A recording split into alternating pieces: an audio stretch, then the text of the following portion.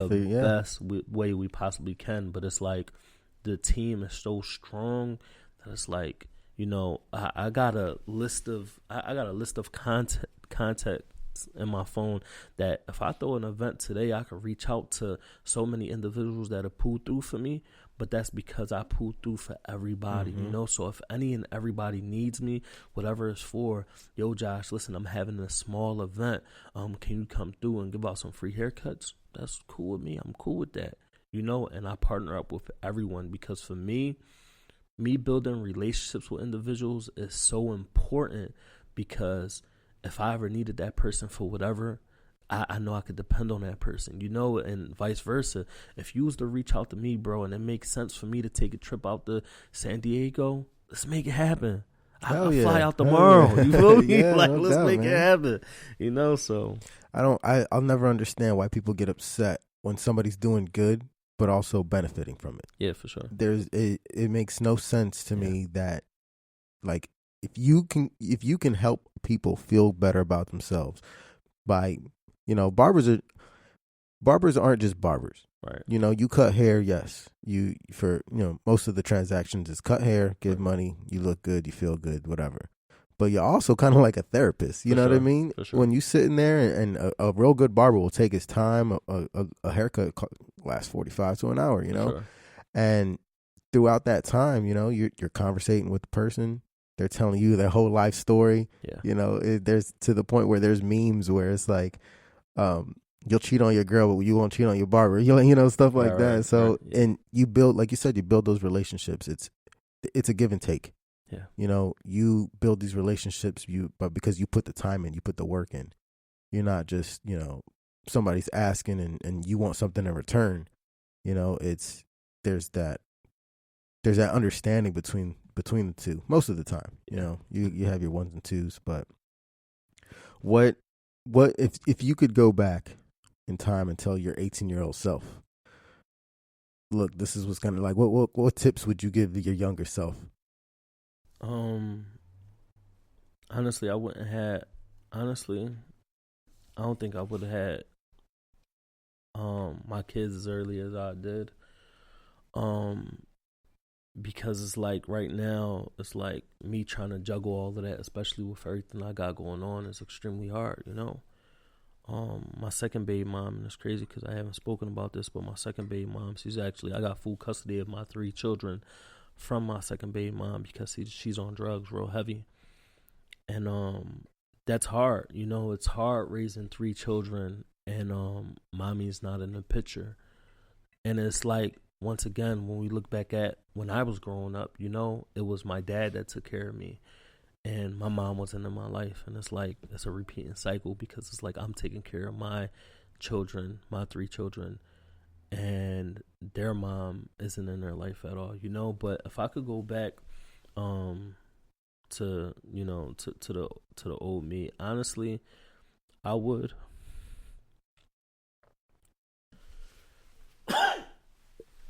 I think honestly, I think I would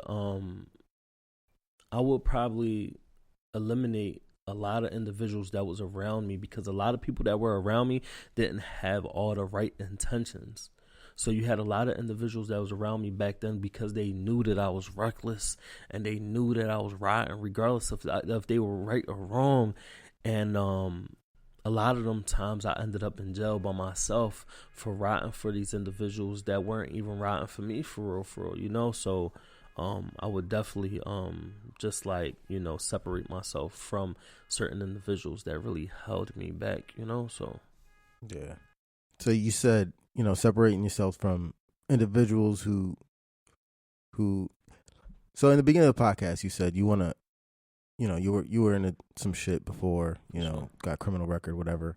A lot of times, and I think TJ said this on the podcast that we had with him too, you have to cut yourself off from the people who keep you in that world, in that circle. Have to. And a lot of times people, severing ties to certain relationships is hard to do. But some people don't grow unless they do those things. For sure. And you always want to surround yourself with people you want to be like. So I'm sure, like with your mentor, you wanted to cut hair just as good as him, Yeah. you know, and him taking you to, you know, it created this whole chain reaction to what we have now. Yeah. And that's huge. Right. What are you still involved with your mentor, and does he help you out with some of these things, or? Yeah, I still speak to my barber instructor on a day-to-day basis. That's someone, once again, that really played a big part in everything that I got going on right now. But as far as an actual like mentor, I really don't have one of those, you know, like my barber instructor when I was in barber school and I was, you know, conversing with him on a day-to-day basis, he guided me to do what I'm doing now. But as far as like an actual mentor, somebody that's, you know, every day on my tail about, you know, do this, that, and the third, you know, I need you to stay focused. I need you to hold you accountable. Yeah, I really don't have that, you know. So it's like that speaks a little more volume to what you're doing, because you got to have that self-discipline. Yeah, for sure. It's easy to do nothing. Yeah, for sure. But go ahead. And I just feel like, you know, a lot of people always ask me, like, how do I go about planning my days? A majority of the time, man, it depends on how I feel, you know. So if I feel real good this day, I'm gonna go out there and provide free haircuts. But I'm at least doing this at least 3 times a week, sometimes even 4 times a week, you know. And that's like a daily routine. I wake up, you know, see the kids for a little bit, you know, go hit the streets, give out free haircuts, come back home, take a shower, eat dinner with the kids. And then 9 times out of 10, I'm doing Uber probably from like 6, 7 p.m. to like 2, 3 o'clock in the morning. So it's like time, sleeping, and all that is real limited, you know. So you're grinding. You're putting in the work in. Grinding, bro. And once again, even when it comes to Ubering, because a lot of people be like, what? Like, you give out free haircuts to the homeless, but you're an Uber driver? Me personally, when I look at Uber and like, I look at Uber as me just networking on a day-to-day basis, because I'm meeting so many people and I'm networking with these individuals. So when I pick somebody up, they sit in my back seat, they look at the back of my seat and it says Empowering Cuts, embroidered into the back of the head seats. They're like, what's Empowering Cuts? Now, at that point, I could simply tell them, hey, this is what I do, X, Y, and Z. It's like a little marketing for yourself. Yeah, for sure, without a doubt, bro. And me personally, I always felt like, as a kid, I always stood in a lot of trouble because of authority. So the fact that I do Uber and I feel like I don't got no boss is amazing. First job that I ever had, I worked at a cookie factory. I lasted till lunch break. Never went back after that. Yeah. Second job, it was at a construction. It was a construction job through a union. I was getting paid like $30-something an hour. I lasted 1 full day. Never went back, and it was just like the authority to me. It was just like, it was just too much to handle. Like, I just can't handle things like that. You know, I don't do good under authority at all. Like, I just don't. Well, it seems like you're doing all right being your own boss, man. Yeah, for sure. Without a doubt. But like you said, man, just, you know, going back to your kids and the cycle that you went through. Yeah. The things you're doing now, that's going to resonate with your kids, man. For sure. You know, and especially building this all together, your brand, the things that you're doing. Talking to some celebrities, to, you know, raising money, all those things, you know, even if your kids are too young right now to notice, they will understand when the time comes. And I think you will end that cycle, you know, just because when you set a positive example for your children, or not even for your children, but just for everybody, you know, that's another reason why we record these things, you know, for inspiration, to see that the world ain't just a terrible place. You know, there's people out there doing good and trying to make the world a better place. For sure. During your time and all the stories that you hear and the relationships that you build with these people that you're cutting their hair, what's one thing that remains consistent as far as like all the people that are down in their luck? What's one problem that you see with all of them besides homelessness, obviously, if there is a problem? I think everybody is different for everybody. You know, it's different for everybody. It's just different for everybody, man. And it's crazy because even sometimes, once again, Like, people got the stigma of, individuals being homeless because they want to be homeless. I even sometimes struggle getting individuals to, like, if I go out there, I'm like, yo, you want a free haircut? Some people say no, but they say no because they know that they got to uphold this appearance of looking this way. Because if they got a fresh haircut, them panhandling, 9 times out of 10, they not going to get no money. They not going to get no money because they look fresh and they got that fresh cut. And it's just sad, it's just very sad situations, man. I remember one time, man, I was talking to this guy, and he was telling me that when he was born, his mom gave him up for adoption because she didn't know how to be a mom. He got adopted by this guy that was older, and that guy didn't have no family at all either. What happened was that guy, he owned a candy store. So when he ended up passing away, he left all of this stuff to the guy that's currently homeless now, and he ended up losing everything because he didn't know how to maintain anything. No structure. But the thing here was that what was so powerful about this story was that when this guy simply said, Josh, what you got to understand is that if I could get up and I could get clean right now if I wanted to. But the thing here is that if I get up and I get clean, I'm going to feel like I'm leaving these individuals behind. And I don't have no family. I consider these individuals that I'm out here with my family.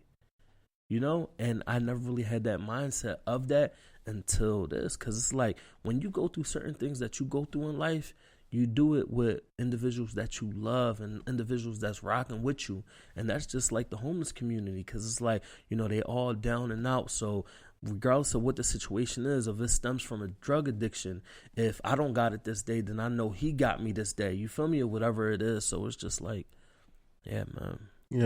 You say that, and I had, back a couple months, I had Spark Life. I don't know if you ever heard of Spark. They're a nonprofit organization helping people, recovering addicts in the street, kind of just providing them with hygiene stuff, just a whole bunch of stuff. Okay. And they kind of explained the same thing. They said Philly, for some reason, like especially in Kensington, you can have no money and be on the street, and by the end of the day have enough, not even by the end of the day, by noon have enough to get your fix. Yeah. But also there's such a support system with everybody. So they have that family that we call it troop welfare. Yeah. Where it's like, damn, we got to look out for each other because ain't nobody else going to look out for us. Yeah, no, for sure. And what's crazy is that I've never been to a place as welcoming as Philadelphia. Like, as a kid growing up, everybody is, oh man, I can't wait to leave Philadelphia. I can't wait to leave all of this stuff. But it took for me to travel to different states for me to actually appreciate Philadelphia for what it really is. And I say that because the homeless population here in Philadelphia, they got it good. And I say that because there's so many nonprofit organizations that feed breakfast, lunch, and dinner on a day-to-day basis. There's so many individuals that's going down there giving these people clothes every single day. Whereas though when you go to different places, you don't have nonprofit organizations doing that at all. You don't have people doing that. Not at all. Yeah. Well, it's definitely, I mean, I fall in the same category. Yeah. I'm in San Diego now, but it took a while for me me being out of Philly, like I said, born and raised, to come back and see. And every now and then I would come back and I'd be a little more disgruntled because of the areas that my family's in is getting worse. Yeah. Or, you see people damn near looking like they're about to fall over and, they spring back up because they're so high. Right. But, me doing work with the Block is Back and these amazing individuals hooking me up with people like you, to talk to, it gave me a whole different point of view on what Philly really is. And it really made me understand, this is the reason we call the city of brotherly love is because of community. Yeah. There's just so many people here, For sure. We're coming towards the end of the podcast. I just got 2 more things to ask you. What's in your opinion, your tip to making the world a better place? Everybody just coming together, man, and just serving honestly, So when I look at a lot of these events, I look at it like the